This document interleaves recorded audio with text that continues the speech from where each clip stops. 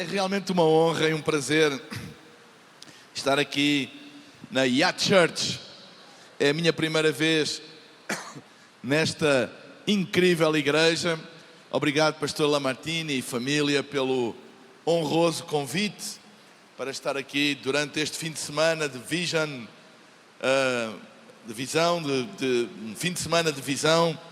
Uma honra muito grande e quero dizer que eu aprecio muito a amizade do Pastor Lamartine e dizer a vocês que nunca tomem por garantido o facto de terem pessoas ungidas, sérias, íntegras à frente da igreja e a dirigir as vossas vidas. Será que podemos dar uma salva de palmas ao Pastor Lamartine e sua família linda?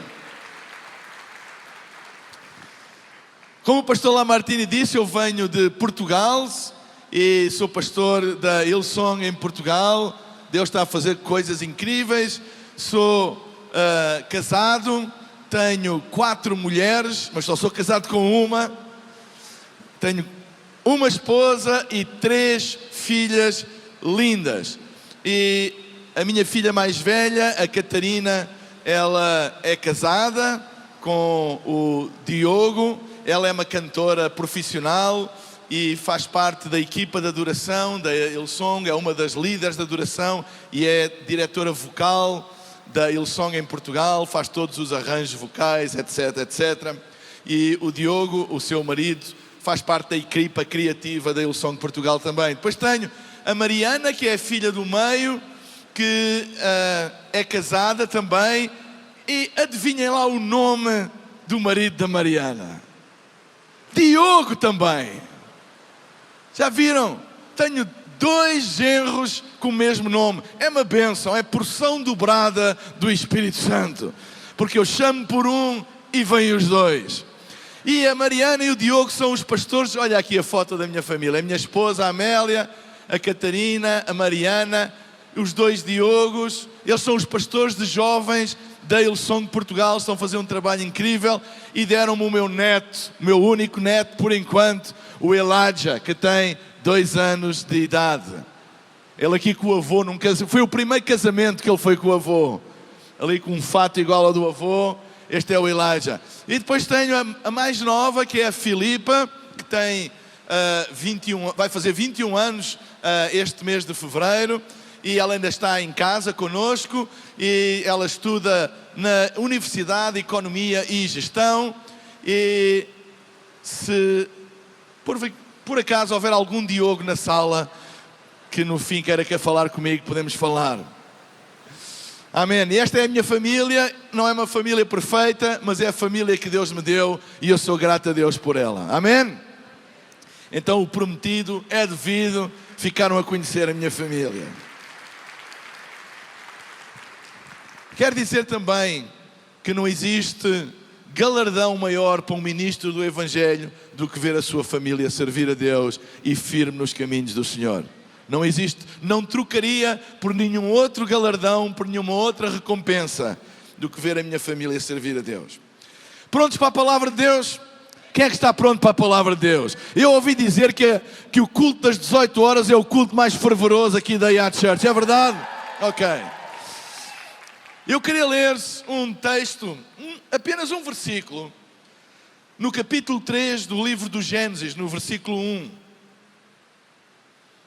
E diz assim: ora, a serpente era o mais astuto de todos os animais do campo que o Senhor tinha feito. E queria parar por aqui. O título da minha mensagem hoje é Benefícios de um adversário. Benefícios de um adversário. Eu sei que estas 2 palavras, a palavra benefício e a palavra adversário, não é comum andarem de mãos dadas.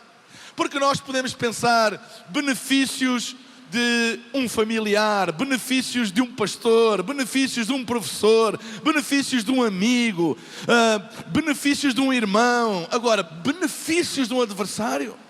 Não é comum nós ligarmos estas 2 palavras porque pensamos que não existe nenhum benefício em ter um adversário. Mas eu hoje quero-vos mostrar pela palavra de Deus que não é bem assim. Ora, antes do homem ser criado e antes da queda do homem, antes do homem ser expulso do jardim do Éden, antes do pecado entrar no mundo, já existia um adversário.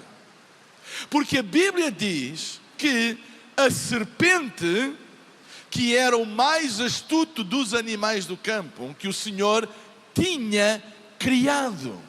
Ou seja, antes do homem pecar, antes do homem cair, já existia um adversário. Ora, se Deus tinha permitido a existência de um adversário, e Deus faz perfeita todas as coisas, porque a serpente, ela era o mais astuto dos animais que Deus tinha criado. E a Bíblia diz que Deus criou o homem e colocou o homem no jardim do Éden. Ora, para nós entendermos o texto e entendermos o conceito de jardim do Éden, é importante nós entendermos que os Gênesis, eles foram escritos em prosa hebraica. E existe muita alegoria e muito simbolismo. Ora, o que é um jardim ou o jardim do Éden? Há uma diferença entre um jardim e um matagal. Tem a expressão matagal aqui, um mato. Qual é a diferença entre um jardim e um matagal? É que o jardim tem uma ordem. Um jardim tem uma ordem.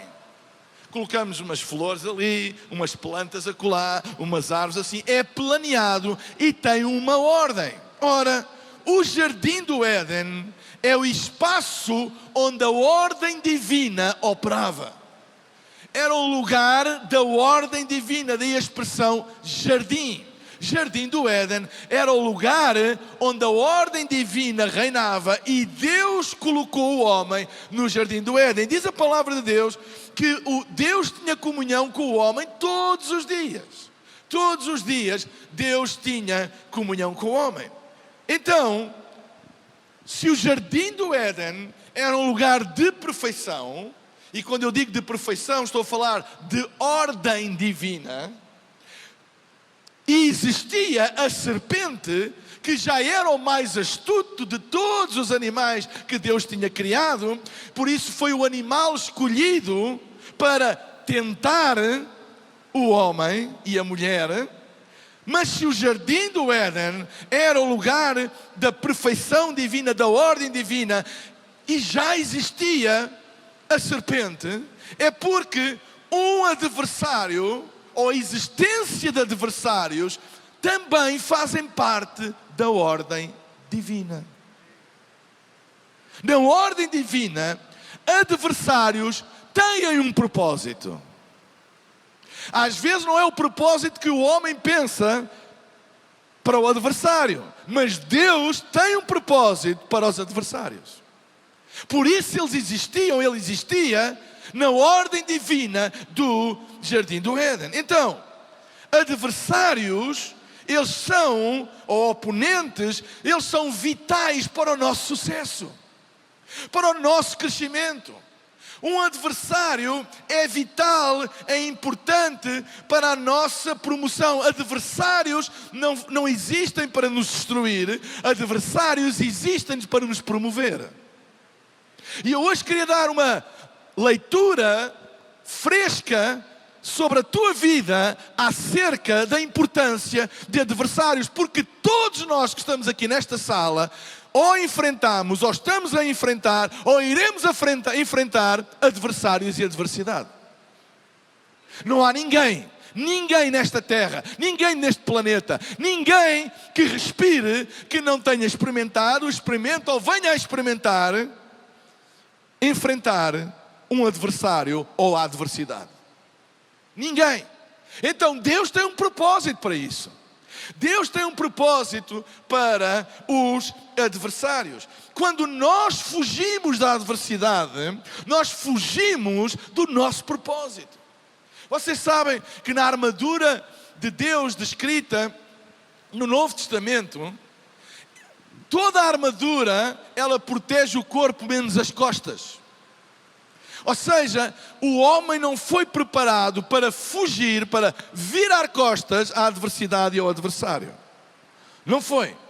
Então, Deus criou o homem, e a Bíblia diz que quando Deus criou o homem, no Gênesis, diz que soprou no homem a sua vida, a sua imagem e a sua semelhança. Deus foi criado à sua imagem e semelhança. E o homem é o expoente máximo da criação de Deus. A Bíblia diz no Gênesis capítulo 1 que Deus criou os céus e a terra. E depois diz que criou os céus e fez divisão entre águas. E dividiu os céus e a terra. E as águas e a terra. E criou os peixes do mar, os animais da terra, as plantas. E sempre ao fim de cada dia da criação, Deus dizia o seguinte: e viu Deus que era bom. Viu Deus que era bom. Ora, sempre no fim de cada dia da criação, Deus olhava para aquilo que tinha criado e Deus avaliava e dava uma nota à sua criação. Quem é que na escola, eu não sei como é que é o sistema de avaliação aqui, mas em Portugal eu posso ter no teste um mau, um suficiente, um bom, um muito bom, é igual aqui, é uma avaliação. Quando Deus olha para a criação e diz que era bom, Deus está a avaliar as obras das suas mãos. E é interessante, se o próprio Deus avalia a obra das suas mãos, porque é que nós às vezes temos dificuldade em avaliar a obra das nossas próprias mãos? Deus avaliou. Então quando Deus criou todas as coisas nos 5 primeiros dias, no fim, Deus olhou e disse que era bom. Mas quando Deus criou o homem, o processo criativo foi diferente. O processo criativo nos primeiros 5 dias diz que Deus apenas disse haja e houve. Haja e houve. E viu Deus que era bom. Mas ao 6º dia, o processo criativo teve uma disrupção, uma diferença significativa dos outros dias. Porque quando chegou à criação do homem, Deus conferenciou em si mesmo, a divina Trindade conferenciou em si mesmo e disse: façamos para nós o homem à nossa imagem e semelhança. Façamos o homem à nossa imagem e semelhança. Não diz que disse Deus haja homem e houve homem. Diz que a Trindade conferenciou em si mesmo e disse: façamos o homem, mas não é uma coisa qualquer, à nossa imagem e à nossa semelhança. Ou seja, deu um nível de importância na criação superior a todas as outras coisas criadas. Daí que quando o homem foi criado por Deus, a Bíblia diz que Deus lhe deu domínio sobre todas as coisas criadas. Todas as coisas criadas, Deus deu domínio ao homem sobre todas as coisas criadas. O homem foi o expoente máximo da criação divina, a sua obra-prima, ao ponto de lhe dispensar a sua própria vida, ao soprar nas suas narinas o sopro de Deus, a vida de Deus, o pneuma de Deus. E dispensou-lhe a sua imagem e semelhança. Quando se dispensa uma imagem e uma semelhança em alguém, é para que qualquer pessoa que tenha contacto com isso possa ter um vislumbre daquele que dispensou a imagem e semelhança. Ao trazer o homem para o expoente máximo da criação, lhe dar domínio e dispensar a imagem e semelhança a ele, foi para que todas as coisas criadas, quando tivessem contacto com o homem, pudessem ter contacto com Deus. Então esta foi a posição que Deus colocou no homem. É por isso que o salmista diz, quando se refere, e diz: um pouco menor do que os anjos tu fizeste, puseste acima de todas as coisas. Esta bela salmo poético descrevendo o homem e profeticamente o Cristo. Ora, o homem foi a obra-prima de Deus. Vira-te para a pessoa que está ao teu lado e diz: tu és uma obra-prima de Deus. Deus não te criou para tu... Olha, sabe uma coisa? Deus criou-te para tu dominar sobre todas as coisas criadas. Então não deixes que alguma coisa criada domine sobre ti. Porque o homem foi criado para dominar sobre as coisas criadas. Não deixes que nenhum alimento tenha domínio sobre ti. Não deixes que nenhuma erva tenha domínio sobre ti. Não deixes que nenhum animal tenha domínio sobre ti. Não deixes que outro homem tenha domínio sobre ti. Não deixes que ninguém domine a tua vida, te manipule. Porque tu não foste criado para ser dominado. Tu foste criado para dominar todas as coisas. Então... é por isso que um vício, que é um domínio de uma coisa criada sobre o homem, é uma aberração da ordem divina. É um ato de retirar liberdade ao homem, porque Deus criou o homem livre, dominando sobre todas as coisas. Qualquer forma de escravidão é uma afronta ao plano de Deus. Não te deixes dominar por nada criado. Nada criado. É por isso que nós temos domínio sobre todas as coisas. É por isso que o Evangelho nos diz para nós dominarmos a nossa carne, os desejos da nossa carne, porque eles nos levam à escravidão de sermos dominados por coisas criadas. Às vezes as pessoas perguntam: pastor, é pecado fazer isto? É pecado tomar aquilo? É pecado consumir aquilo? É pecado fumar? É pecado isto? E eu digo assim: olha, tudo aquilo que tiver domínio sobre ti é uma aberração e uma afronta ao plano de Deus para a tua vida, porque Deus criou-te livre. Livre de todas as coisas. Então, esta era a posição do homem. Ora, a pergunta é: porquê que vocês acham que o inimigo das nossas almas, o diabo, escolheu a serpente e não escolheu uma galinha? Existe animal mais estúpido que uma galinha? Ou não escolheu um macaco? Ele escolheu a serpente porque era o animal mais astuto que Deus tinha criado. Então os Gênesis estão a estabelecer um padrão entre o adversário e o homem. E o padrão é este: quanto maior for o propósito, maior é o adversário. Ora, para enfrentar o expoente máximo da criação de Deus, o inimigo não escolheu um animal qualquer, mas escolheu o mais astuto de todos os animais. E eu oro a Deus para que esta verdade mude, faça um clique na tua mente, para que quando tu enfrentares um adversário e disseres assim: ele é grande demais para mim, não chores, mas alegra-te. Porque é o sinal de que alguma coisa grande existe no teu propósito e no teu destino. Os Gênesis estão a estabelecer um princípio de correlação entre o tamanho do teu propósito e o tamanho do teu adversário. Ora, a serpente era o mais astuto dos animais, e foi exatamente a serpente que foi escolhida para enfrentar o homem, que era o expoente máximo da criação de Deus. Vocês estão a entender o princípio que o Gênesis está a estabelecer e que nós depois podemos ver por toda a Bíblia?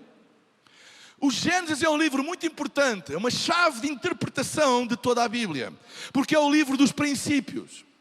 E não é apenas o livro dos princípios cronológicos, é o livro dos princípios da natureza e do caráter de Deus. Eles estão todos expressos no livro do Gênesis. E o livro dos Gênesis está a estabelecer um princípio importantíssimo que mais tarde o apóstolo Paulo, quando ele sistematizou a teologia do Novo Testamento, ele ensinou os crentes que passavam por adversidade, quando ele disse: considerai motivo de grande alegria quando passardes por grandes adversidades. Ora, Paulo, ele não era sádico. Paulo percebeu o princípio do Gênesis, da correlação entre o tamanho do adversário e o tamanho do propósito. Eu não sei se alguém está a ouvir o que eu estou a dizer aqui hoje. Porque esta revelação no teu coração pode tirar-te da tristeza para a alegria, do pranto para o louvor, das trevas para a luz, do luto para a celebração. Ora, se nós continuarmos na Bíblia, nós podemos ver muitas histórias em que este princípio se revela. A mais conhecida de todas é a história de Davi e Golias. Quando nós falamos na história de Davi e Golias, quando se fala no personagem Davi, o que é que vem logo à memória imediatamente? Golias. E a história de Davi e Golias, principalmente o capítulo 17 do 1 de Samuel, é como que um encontro, um combate desigual. Um combate desigual. Um combate entre alguém que tinha cerca de 3 metros de altura, treinado nas artes de guerra, um guerreiro temível dos filisteus, que era Golias, e um homem que nunca tinha tido treino militar. A Bíblia apenas diz que ele era de gentil aspecto, ele não tinha treino militar, ele nem foi preparado para a guerra, ao contrário dos seus irmãos. E era um encontro, era um combate desleal, era um combate desproporcional entre um homem que era um gigante, um homem que era uma máquina assassina, um homem que era treinado na guerra e nos instrumentos da guerra, e um pastor de ovelhas. Mas há uma chave nesta história, que é a chave do Gênesis, e que eu queria falar com vocês acerca da relação entre o tamanho do adversário e o tamanho do teu propósito. Ora, Golias era desproporcional em relação ao presente de Davi, mas não era desproporcional, e nós agora sabemos, não era desproporcional em relação ao futuro de Davi. Não era desproporcional em relação ao futuro de Davi. Então, deixem-me usar a história de Davi, tendo em conta este princípio do Gênesis. Guardem este princípio, esta chave, é como que uma chave. O tamanho do inimigo é um sinal do tamanho do propósito. Ora, a primeira coisa, o primeiro benefício de um adversário na nossa vida é que adversários criam movimento. Adversários criam movimento. O nosso presente,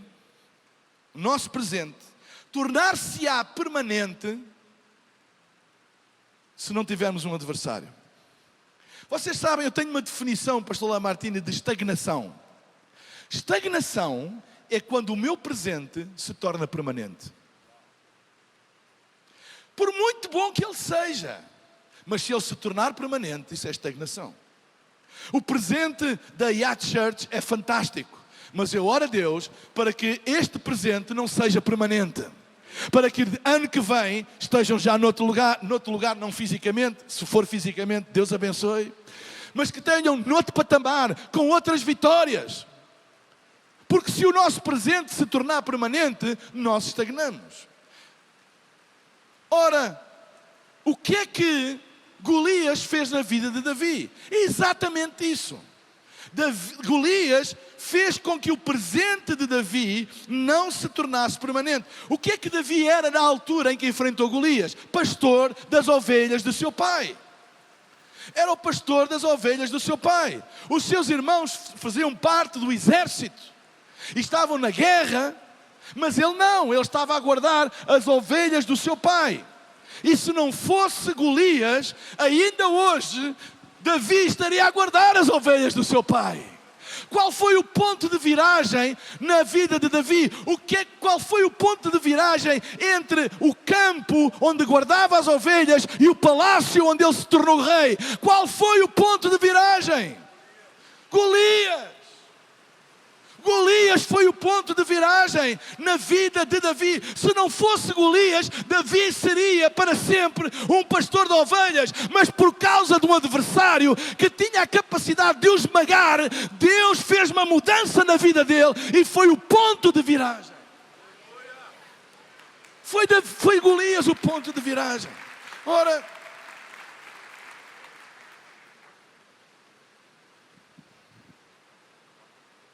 não foi Samuel o profeta. Samuel foi o profeta que ungiu Davi como rei. Ele ungiu Davi como rei. Mas Davi não se tornou rei naquela altura. Ele ungiu Davi como rei. Mas quando nós pensamos na história de Davi, nós não dizemos Davi e Samuel, nós dizemos Davi e Golias. Porque a grande viragem, o ponto em que Davi deixou de ser olhado como um pastor de ovelhas e começou a ser olhado como alguma coisa mais séria, não foi no dia em que ele foi ungido pelo profeta, foi no dia em que ele enfrentou um inimigo que tinha a capacidade de o esmagar. Esse foi o ponto de viragem na vida de Davi. Ora, Samuel, o profeta, foi a voz para o destino de Davi, mas Golias foi a ferramenta para o destino de Davi. Samuel foi a voz, mas a ferramenta foi Golias. Então escutem, quando Deus quer anunciar alguma coisa, Ele envia um profeta. Quando Deus quer começar a obra, Ele envia um adversário. Quando Ele quer anunciar, Ele envia o profeta que anuncia. Mas quando a obra vai começar, Ele envia um adversário. Adversários são um sinal que alguma coisa está prestes a mudar na nossa vida. Golias foi o sinal dos céus que alguma coisa grande estava prestes a acontecer na vida de Davi. Que Davi, o pastor, não iria ser para sempre um pastor de ovelhas. Algo grande iria acontecer na vida de Davi. Se tu estás a passar por uma grande adversidade, se tu estás a passar por um grande problema, se estás a enfrentar um gigante que parece desproporcional à tua força, à tua capacidade, não chores, não lamentes, levanta as tuas mãos aos céus e diz: algo grande está prestes a acontecer. Algo grande está prestes a acontecer. O segundo benefício do adversário. O primeiro é que adversários criam movimento, impedem a estagnação. Às vezes estamos confortáveis demais, até que vem uma adversidade e mexe com tudo e obriga-nos a mover. O segundo benefício é que adversários, eles impulsionam a nossa criatividade.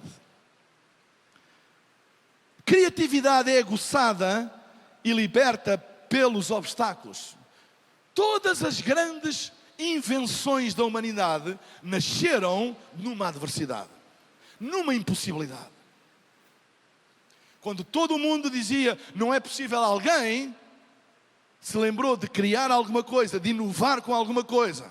Sempre na face da adversidade, na face da impossibilidade. O conforto não é amigo da criatividade. Amigos trazem conforto. Inimigos tiram a criatividade que há de nós. Sabem? Eu creio que a igreja deve ser um centro de criatividade e de inovação. Davi não derrotou Golias com nenhuma arma especial. Eu não sei se fosse vocês, ou se fosse eu, que um camarada com 3 metros de altura, treinado na guerra, viesse enfrentar, eu dobrava os meus joelhos e pedia a Deus: Deus, manda-me uma bomba atómica, Deus, manda-me um fuzil, Deus, manda-me uma espada de laser como o Darth Vader, qualquer coisa. Deus, eu preciso de alguma coisa diferente. Deus, eu preciso de uma arma. Deus, eu não tenho força. Deus, eu não tenho como derrotar. Deus, envia. Deus, manda. Deus, dá-me uma arma. Alguém já ouviu orações assim? Deus, dá-me isto para enfrentar aquilo. Deus, dá-me aquilo outro, porque senão eu não consigo. Mas Davi, ele não enfrentou Golias com nenhuma arma especial. Aliás, a Bíblia diz que quando Saul tentou colocar a sua armadura sobre Davi, ele sentiu-se desadequado. Ele não estava habituado àquilo. Ele não era um homem de guerra. E a Bíblia diz que ele usou uma funda e 5 pedras. Agora escutem. O funda e pedras era alguma coisa que todos os pastores tinham. Todos. Era um instrumento normal de proteção do rebanho, para afastar predadores. Todos tinham. Não era nenhuma arma especial. Nenhuma arma especial.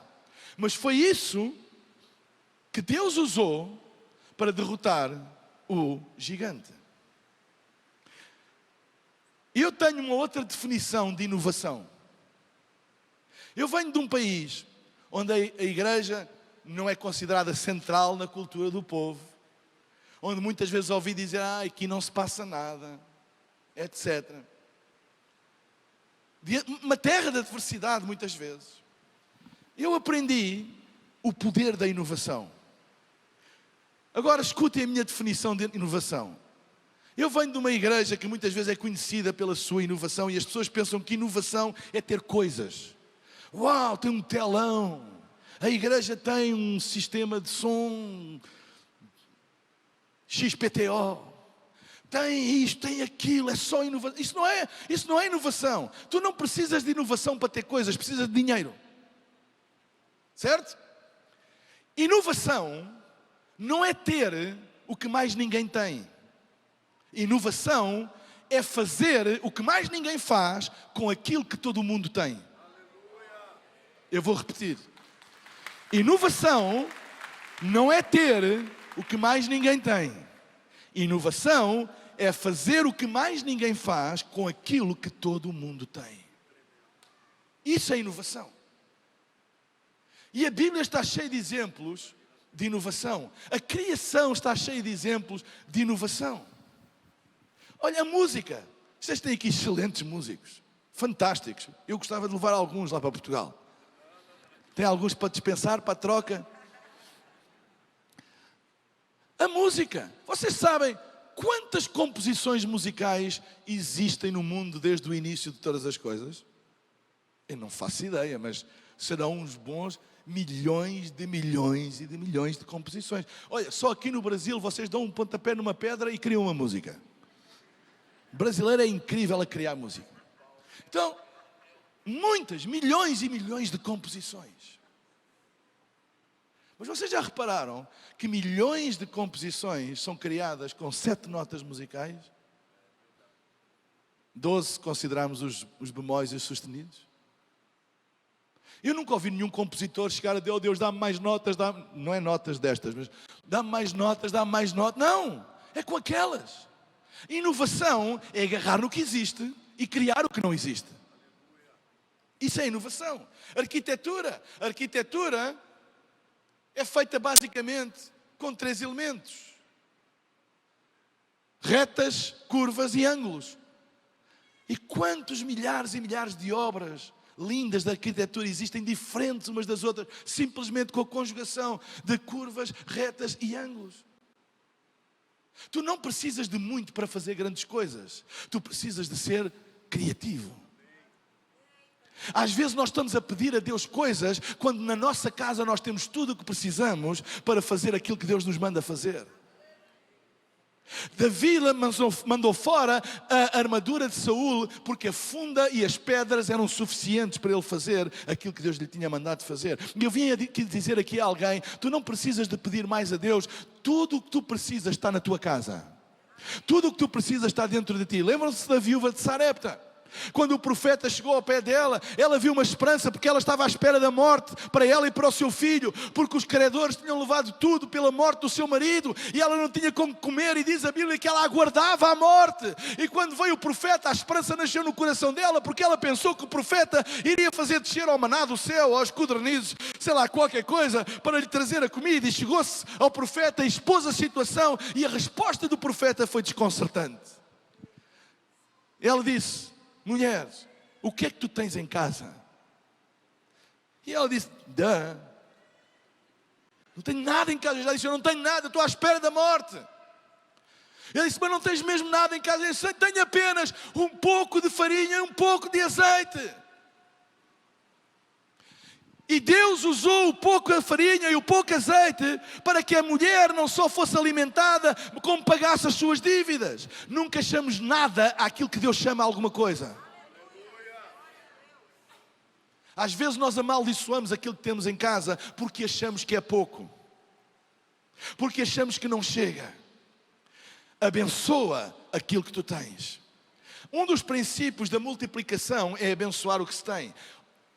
Na história da multiplicação dos pães e dos peixes, Quando os discípulos chegaram a ele com 5 pães e 2 peixes, que era claramente insuficiente para alimentar 15.000 pessoas, porque eram 5.000 sem contar com os homens e com as crianças. E lá trazem um lanche do menino, aquilo é quase uma anedota, uma piada. E Jesus disse, ok, ótimo, manda sentar as pessoas, divide em grupos de 12. Imaginem o que é, 15.000 pessoas, 5 pães, 2 peixes. E Jesus, ok, agora dividam-se em grupos de 12. Eles estão, o que é que ele está a fazer? A Bíblia diz que Jesus pegou o pão e o peixe e, tendo dado graças, partiu e deu. Se tu não deres graças pelo que tens, o que tens nem chega para ti, quanto mais para partir pelos outros. Mas se tu deres graças pelo que tens, não só chega para ti, como serve para partir, para abençoar os outros. Aprenda a abençoar o que tu tens. Quando receberes o teu salário, em vez de dizer assim, que salário miserável, isto é pouco, não dá para nada. E eu sei que há pessoas que vivem com salários muito baixos. Mas quando receberes, antes de dizeres, antes de amaldiçoares o teu salário com palavras de isto não dá para nada, isto é uma miséria, agarra nesse salário e dá graças a Deus e diz, Deus, obrigado porque ainda assim eu tenho um trabalho, obrigado porque eu tenho um salário, ajuda-me a administrar bem este salário e eu sei que a tua bênção está sobre este salário. E quando tu abençoas o que tu tens, aquilo que tu tens pode ser repartido e multiplicado. A mesma coisa com a tua casa. Às vezes somos tão rápidos a criticar o marido ou a mulher. Oh, Deus, deste-me este marido horrível, é isto. Oh, Deus, deste-me esta mulher que é uma Jezabel. Oh, Deus isto, oh, Deus aquilo. Ah, Deus, estes filhos. Oh, que azar que eu tive com estes filhos, porque eles são uns depravados. Eles não... Mesmo com todos os defeitos, é a tua família. Dá graças a Deus por ela. Deus, obrigado pela mulher que tu me deste, pelo marido que tu me deste, pelos filhos que tu me deste. Porque Deus nunca vai multiplicar aquilo que tu não fores capaz de abençoar. Deus nunca vai multiplicar aquilo que tu não fores capaz de abençoar. E deixa-me dizer uma coisa.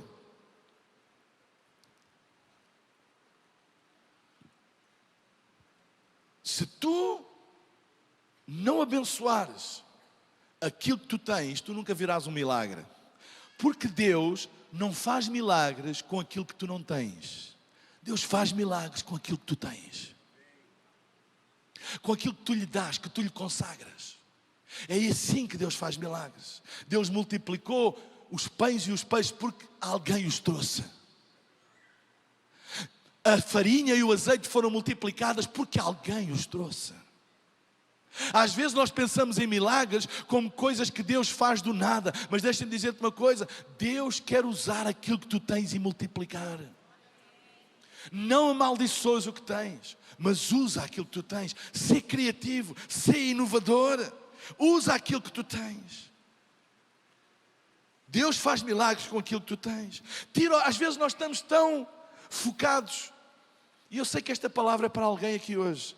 Às vezes estamos tão focados naquilo que perdemos, que esquecemos de abençoar aquilo que resta. Às vezes nós perdemos coisas na vida. E às vezes ficamos focados naquilo que perdemos. Mas lembra-te, ainda tens alguma coisa que resta. E Deus faz milagres com aquilo que resta. Talvez a tua família tenha sido partida, mas restou alguma coisa. Deus faz milagres com aquilo que resta. Talvez tenhas perdido algumas coisas na vida e ficaste quase sem nada, mas ainda tens alguma coisa. Deus faz milagres com aquilo que resta. Deus tem poder para fazer um milagre com aquilo que resta da tua vida, com a saúde que te resta, com a família que te resta, com o dinheiro que te resta, com o emprego que te resta, com o negócio que te resta. Deus tem poder para fazer milagres com aquilo que resta. Não é por acaso. Que a Bíblia relata que depois de multiplicar os pães e os peixes, mandou sentar em grupos de 12, distribuiu, deu de comer a todas as pessoas. 15.000 pessoas comeram. E a Bíblia tem o cuidado de relatar, o Evangelho tem o cuidado de relatar que no fim, ele mandou os discípulos recolher as sobras. E diz que recolheram 12 cestos de sobras. Se Deus é bom de contas, Ele multiplicava de acordo com o que era necessário e não havia sobras. Mas sabem, em primeiro lugar, Deus é um Deus extravagante. Deus não dá só aquilo que tu precisas, Deus é extravagante ao ponto de dar mais do que aquilo que tu precisas. E em segundo lugar, Ele estava a ensinar uma lição aos discípulos. Nunca desprezem as sobras. Eu não sei o que é que te sobrou da vida. Talvez tenhas passado por uma tempestade incrível. Um problema que destruiu muita coisa da tua vida. Mas se sobrou alguma coisa, coloca isso nas mãos de Deus. Porque Deus faz milagres com aquilo que sobra. Amém? Eu vim trazer esta palavra aqui para alguém hoje, nesta noite. Deus faz milagres com aquilo que sobra da tua vida. Não entres em desespero. Não vires as costas a Deus. Não baixes os braços, porque Deus tem poder para fazer milagres com aquilo que sobra. Em terceiro lugar, adversários tornam-nos conscientes das nossas fraquezas. Sabem, o maior problema da nossa vida não é ter fraquezas. O maior problema da nossa vida é não termos consciência das nossas fraquezas. E quando nós não temos consciência das nossas fraquezas, colocamos-nos a nós mesmos em posições complicadas. Quem não conhece as suas fraquezas e limitações, coloca-se em situações difíceis que os podem destruir. Mas quando nós enfrentamos um adversário, ficamos com uma ideia bem clara das nossas fraquezas e limitações. Quando nós conhecemos as nossas fraquezas, nós aprendemos a proteger-nos mais eficazmente. Uma pessoa que conhece as suas fraquezas aprende a proteger-se mais eficazmente. Quando eu sei que eu tenho uma fraqueza, por exemplo, se eu tiver uma fraqueza com o álcool e eu reconhecer que tenho essa fraqueza, eu vou aprender a proteger-me. E há pessoas que podem dizer, mas qual é o problema? Qual é o problema? Bem, o problema é que eu tenho uma fraqueza, eu vou proteger-me.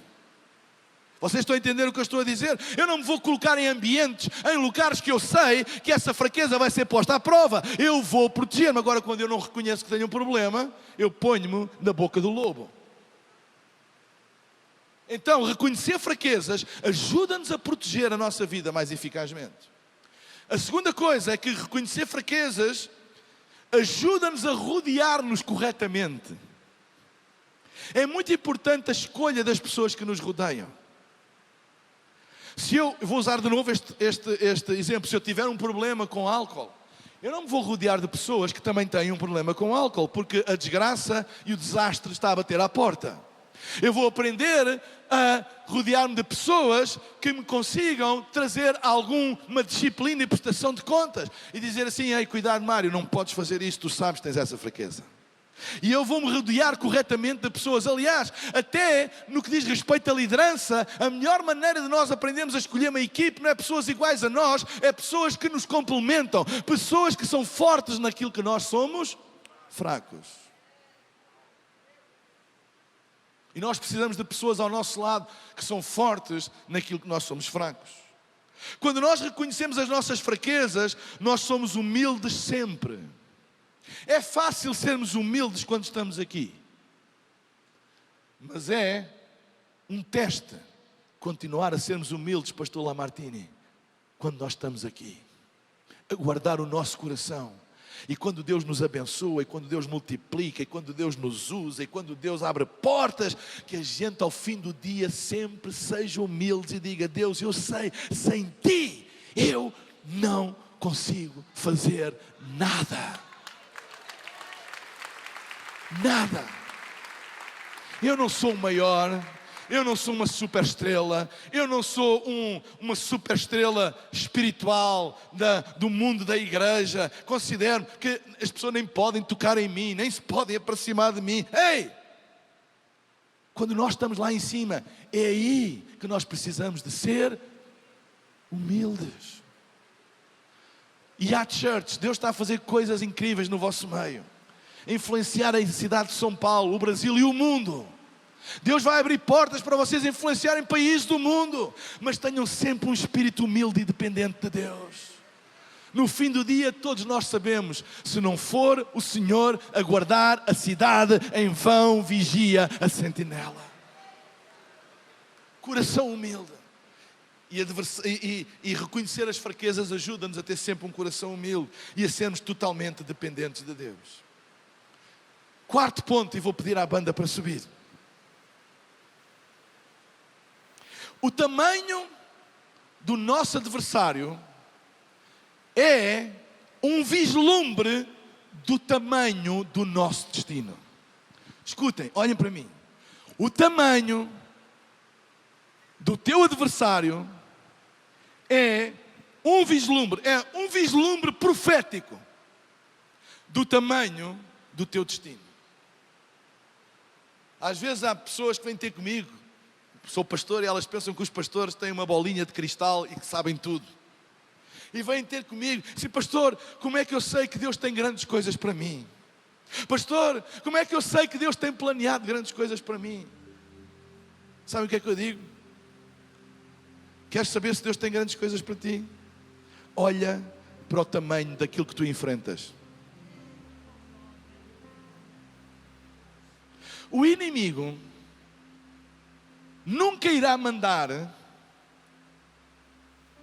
um adversário como Golias à tua vida se o teu futuro não for uma ameaça para ele. Eu não sou militar, nunca fui à tropa, mas na estratégia militar existe um conceito chamado o uso da força proporcional. Usa-se a quantidade de força proporcional ao tamanho da ameaça. Por exemplo, vocês nunca irão ver um avião caça-bombardeiro a perseguir um ladrão de laranjas. Porquê? Que é desproporcional. Vocês nunca irão ver um tanque de guerra atrás de alguém que entrou num supermercado e roubou legumes. Porquê? Porque é desproporcional. Usa-se a quantidade de força de acordo com a ameaça. É por isso que nós vemos quando há ameaças, por exemplo, no mundo. Os Estados Unidos mandam a sua marinha de guerra, os porta-aviões, com os aviões de combate, aquela força. Porquê? Porque o nível de ameaça é grande. Então o uso da força é sempre proporcional ao nível da ameaça. Há 2 anos atrás eu estava em Fortaleza, pastor Lamartine, com o nosso amigo Costa Neto. E eu estava num hotel, já estava lá uns 2, 3 dias, e naquele dia, a pessoa que estava a conduzir o carro, o automóvel, deixou-me lá à porta do hotel, e eu vi à porta do hotel aqueles polícias ou tropas com aqueles capuzes mascarados, não é? Cara tapada, metralhadora, grande, com cada armário, enormes. E carros de polícia, daqueles grandes, aqueles blindados, ali à porta do hotel. E eu pensei assim, uau, ele não sabia que eu era assim tão importante. E eu fiquei curioso a ver aquela força toda. Entrei assim, com algum temor, confesso, entrei. E à porta estavam aqueles seguranças, aqueles intercomunicadores assim, homens enormes, com aqueles fatos, com aqueles óculos escuros, tudo ali, com as armas. Eu digo, o que é que se está a passar aqui? E eu fui perguntar, porque eu sou muito curioso, fui à recepção e perguntei, desculpe, o que é que se está a passar? Ele disse, é o vice-presidente do Brasil que está hospedado aqui. E eu pensei, quando eu vi aquela força toda à volta daquele hotel, eu não sabia quem estava lá, mas uma coisa eu sabia: ou alguém, ou alguma coisa importante estava a acontecer. Porquê? Porque eu vi quem era ou o que era? Não. Por causa da quantidade de força usada. Se você passar no seu carro e vir um edifício cheio de tropa ou polícia altamente armada, você não sabe o que é que está lá dentro. Você não sabe se eles estão a guardar uma alta entidade ou algum bem precioso. Mas você sabe que alguma coisa preciosa e importante está lá dentro. Senão aquela força não estava lá. Alguém está a ouvir o que eu estou a dizer? Se o inimigo mandar um Golias à tua vida, se aquilo que tu estás a enfrentar, tu olhas e dizes que é desproporcional ao teu presente e dizes, eu não tenho força para enfrentar, isto é demais para mim, isto veio para me destruir. Eu vim aqui hoje dizer, não veio para te destruir, veio para te dizer que alguma coisa grande no teu futuro, no teu destino, está prestes a acontecer, que tu não sabes, mas o inimigo sabe e quer impedir de tu alcançares isso. Então hoje, olha para o teu adversário, olha para o teu obstáculo, olha para o teu inimigo e diz assim, eu sei que tu estás a guardar alguma coisa que Deus tem para mim, eu sei que tu estás a tentar impedir que eu tome posse de alguma coisa que Deus tem para ti, para mim, mas eu não vou ter medo, eu vou te enfrentar, porque se Deus tem para mim, vai ser para mim. Tu és o sinal que eu estava à espera, tu és o sinal do céu, que Deus tem alguma coisa grande para o meu futuro. Tu vens me dar esperança, tu pensas que vens para me destruir e amedrontar, mas tu vens para me dar esperança. Tu és o sinal que Deus tem alguma coisa grande para mim. Será que eu posso ouvir amém? Não, o diabo não ia enviar esta força. O diabo não ia enviar os seus tropas especiais se eu não tivesse valor, se eu não tivesse um propósito, se eu não tivesse um destino em Deus. Ele não ia desperdiçar as suas forças para alguma coisa que não era uma ameaça. Quanto maior for o inimigo que tu estás a enfrentar, maior é o teu destino. Os inimigos, os adversários são sinais proféticos do céu. Eles não vieram para te destruir, eles vieram como sinal para te promover. Eles são o primeiro sinal. Às vezes nós pedimos, Deus, dá-me um sinal, e Ele dá-te o adversário. Esse é o sinal. Uau! Os adversários não são de acordo com o teu presente. Os adversários são de acordo com o teu destino. É por isso que o apóstolo Paulo disse, meus irmãos, considerai motivo de grande alegria, quando passardes por grandes provações. É o sinal. Todos os grandes homens de Deus enfrentam grandes provações. Todos os grandes destinos têm inimigos. O homem teve a serpente o mais astuto dos animais da terra. E Deus estava a estabelecer o princípio para nós termos esperança, para nós não entrarmos em depressão, para nós não baixarmos os braços, para nós não pensarmos que Ele nos abandonou ou que Ele nos esqueceu. Mas não, Ele está a enviar um sinal dos céus, um sinal profético, que o tamanho desse adversário temido, grande, gigante, ameaçador, é apenas um sinal do tamanho do teu propósito e do teu destino na vida. Será que Deus está a falar com alguém aqui hoje? Eu disse às church, será que Deus está a falar com alguém aqui hoje? Será que alguém hoje está a ouvir a voz de Deus? Será que alguém hoje está a dar uma volta na sua vida e pensar, eu pensava que Ele vinha para me destruir, mas não, Ele vem para me promover. Eu pensava que este era o meu fim, eu pensava que isto ia ser o meu fim, eu pensava que este adversário ia destruir e esmagar a minha vida, porque eu não tenho força, eu não tenho como enfrentar. Mas eu hoje ouvi a palavra de Deus e eu tive uma revelação dos céus que vem desde o Gênesis, que não veio para destruir, não veio para matar, não veio para fazer isso, veio para me promover. Veio para mostrar que afinal há alguma coisa grande que Deus tem preparado para mim. Então hoje, olha para o teu inimigo e diz assim, eu sei que tu estás à frente, mas eu consigo ver atrás de ti, Deus tem alguma coisa para mim atrás de ti. Tu estás a tentar que eu não consiga alcançar, tu estás a tentar impedir-me de eu a tomar posse daquilo que Deus tem para ti, Deus tem para mim, mas eu estou a ver atrás de ti. Tu és grande, tu és ameaçador, mas eu sei que Deus tem alguma coisa atrás e tu estás a guardar e eu vou tomar posse, porque se Deus me prometeu, não há nada que me impeça. Tu és um sinal dos céus. Tu vieste a mim para me destruir, mas Deus vai te usar para me promover. E eu não vou ter medo, eu não vou baixar os braços, eu não vou pensar que sou um desgraçado, eu não vou pensar que fui abandonado, mas eu sei que Deus me vai promover. Será que há fé neste lugar? Será que há fé aqui na reunião das 18 horas para dizer: Deus, eu sei, Tu tens grandes coisas para mim, e se Tu estás a passar por dificuldades, fica em pé e dá graças a Deus, dá graças a Deus, dá graças a Deus, dá graças a Deus, dá graças a Deus, dá graças, dá graças, dá graças. Vá lá, igreja, dá graças, dá graças. Diz: Deus, obrigado, obrigado. Este é o sinal, Tu tens grandes coisas para mim, Tu tens grandes coisas para mim. Quanto maior for o adversário, maior é o meu destino.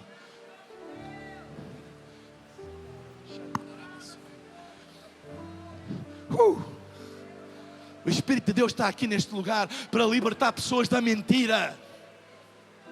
Deus tem grandes coisas para ti. Qual é o sinal? O tamanho do teu adversário. Alegra-te hoje.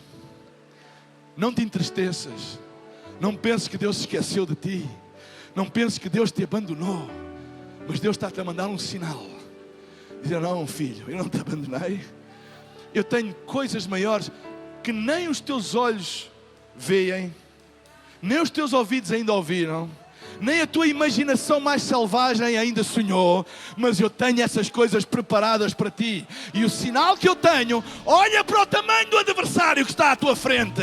Ele é deste tamanho por causa daquilo que eu tenho para ti. E pedia para não haver movimento na sala agora. Eu queria fazer um apelo, um convite, um desafio a todas as pessoas que estão aqui neste lugar e que nunca deram a sua vida a Jesus Cristo.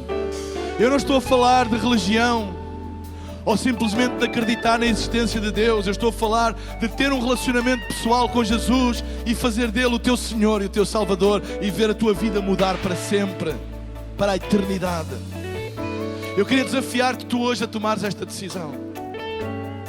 Queria também desafiar todas as pessoas que estão aqui e que um dia já tomaram esta decisão, mas têm estado longe de Deus, afastadas de Deus, esfriaram na fé por muitos motivos. Não interessa agora quais os motivos, mas se tu te afastaste de Deus, eu hoje desafio-te a tu fazeres a tua paz com Deus, a tu te reconciliares com os caminhos da fé, a tu voltares para a casa do Pai. Hoje é o dia que Deus escolheu.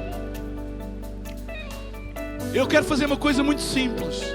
Eu daqui a pouco vou pedir a todas as pessoas que querem tomar esta decisão de dar a sua vida a Jesus ou de fazer a sua paz com Deus, que façam uma coisa muito simples, que é no lugar onde estão, quando eu disser, levantem uma das mãos como um sinal de confissão que eu quero Jesus Cristo na minha vida.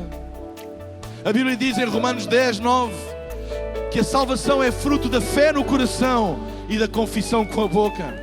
Eu creio que a fé nasceu no teu coração quando a palavra foi pregada, e agora é importante tu confessares. E eu queria fazer uma oração contigo à medida que tu levantares o teu braço.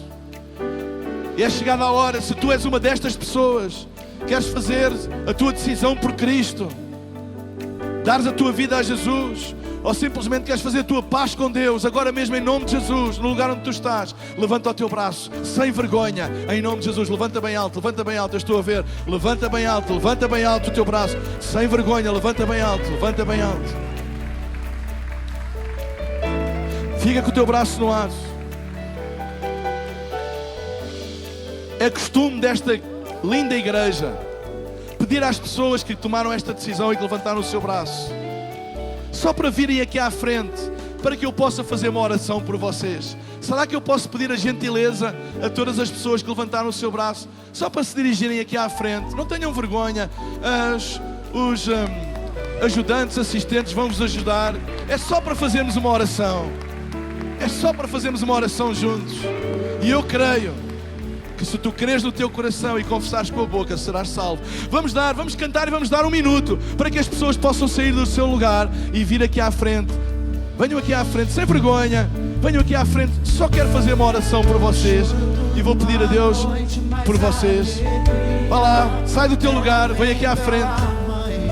Deus marcou este dia no teu calendário para ter um encontro contigo, para mudar a tua vida, mudar o teu destino, mudar a tua eternidade, fazer-te uma pessoa diferente, dar-te esperança, luz para o teu futuro. Deus é bom e Deus ama-te. Deus está à tua espera. Deus está à tua espera. Eu vou dar mais um tempo enquanto a banda canta. Sai do teu lugar. Este é o teu dia. Este é o dia que Deus marcou no teu destino para teres um encontro com Ele. Não resistas ao Espírito Santo. Sai do teu lugar e vem aqui à frente. Choro dura uma noite, mas a alegria, ela vem pela manhã.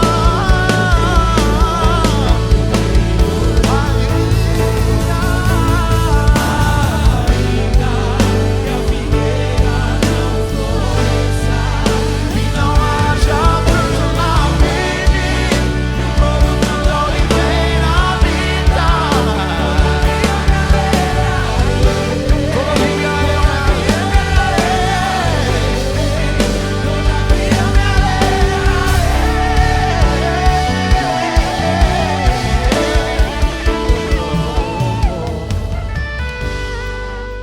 Será que vocês podem repetir?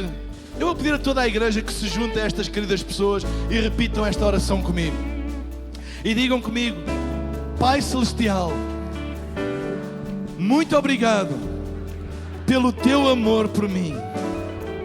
Nesta noite, eu abro o meu coração para que Jesus Cristo seja o meu Senhor e o meu Salvador. Perdoa os meus pecados e dá-me uma vida nova, cheia de propósito, a partir de hoje e para a eternidade. Eu te peço em nome de Jesus. E toda a igreja diz amém, amém, Glória a amém. Deus. Sabe, Deus, dá um grande aplauso a estas pessoas. Deus abençoe.